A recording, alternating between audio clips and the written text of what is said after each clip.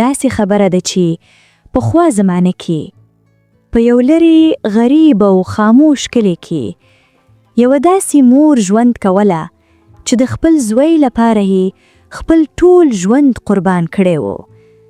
هغه مور چې خپله به وږې پاتې کېده خو خپل زوی ته به یې ډوډۍ ورکوله.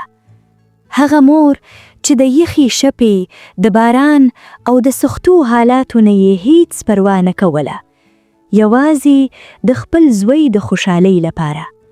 خو کله چې همدغه زوی لوی شو او دنیا یې ولیده، هغه داسې بدل شو چې خپله مور یې هیره کړه، او نه یوازې هیره کړه بلکې داسې کار یې وکړ چې د انسان زړه پرې مات شي.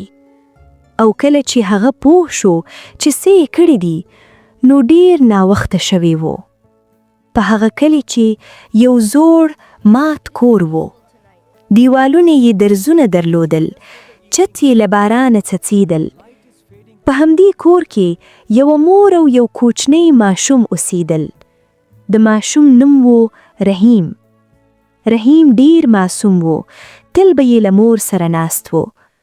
مور به ورته کتل او په زړه کې به یې ویل دا زما ژوند دی، دا زما دنیا ده.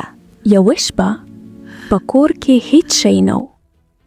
رحیم ورو وویل مورې زه وږی یم. مور زرې کې ماته شوه، خو بیا یې مسکا وکړه او ویې ویل زویه تا اندېښنه مه کوه.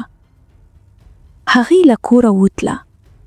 د ګاون نه یې لږ اوړه راوړل او زوی ته یې ډوډۍ پخه کړه. رحیم وخوړه او ویده شوه.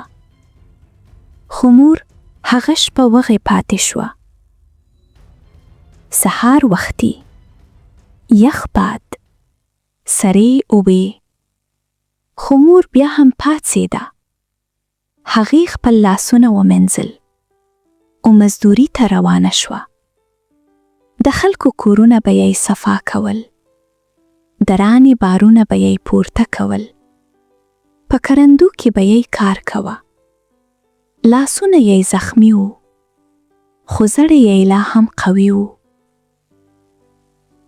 رحیم به کله کله ویل مورې زه به لوی شم او ته به آرامه ژوند کوې. مور به مسکا کوله، خو په زړه کې به یې اوښکې وی. یوه ورځ رحیم وویل مورې زه ښوونځي ته ځم. مور خوشحاله شوه، خو پیسې نه وې. هغه شپه مور خپل یوازینی ګاڼه خرڅ کړي او رحیم یې ښوونځي ته ولیږه. کلونه تیر شول. رحیم لوی شو. هغه اوس ځوان شوی و او ښار ته لاړ. په پیل کې هغه به هره ورځ رنګ وهه. مور به خوشحاله وه. خو بیا رنګونه کم شول او بیا بند شول. رحیم ښار کې ښه ژوند پیل کړه. نوي ملګري، نوي جامې. هغه اوس ویل زه نور بدل شوی یم. او ورو هغه خپله مور هیره کړه. په کلي کې مور به هره ورځ دروازې ته کتل. هغه به ویل نن به زما سوی راشي، خو هیڅ څوک نه راتلل. مور یو خط ولیکي زویه زه کمزوری شوی یم، زه تا ډیر یادومه. رحیم ولوست خو ویې ویل زه وخت نه لرم. یو ورځ مور ښار ته لاړه. ډیره ستړې وه، خو هیله یې درلوده. رحیم دروازه خلاص کړه. مور خوشحاله شوه، خو رحیم قهر شو. ولی راغلی؟ مور وویل زویه زه یوازې تا لیدل غواړم. رحیم وویل زه له تا شرمیږم.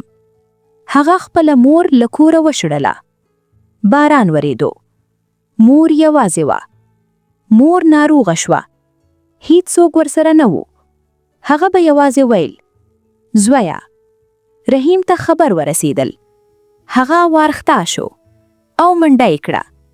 هغه ورسېدل، خو ناوخته وه. مور ور وویل زویه زه تا بخښم او سترګو یې پټې کړې. رحیم وژړل. چیغې یې کړې. خو اوس هیڅ ګټه نه وه. ګرانو ملګرو، مور یوازې یو انسان نه دی. مور د مینې نوم دی. هغه څوک چې ستاسو لپاره هر څه پرېږدي، خو هیڅ کله شکایت نه کوي. که مور ژوندی وي، نو دا ستاسو تر ټولو لوی نعمت دی. نن که تاسو بوخت یاستئ، سبا شاید ناوخته وي. نو مهرباني کړئ، خپلې مور ته وخت ورکړئ. هغې ته ووایئ: مورې، زه له تا سره مینه لرم.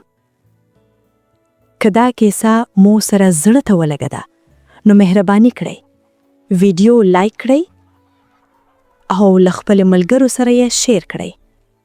او زموږ چینل پښتو ټون هب سبسکرایب کړئ، ترڅو نورې داسې احساساتي او ښکلې کیسې هم وګورئ.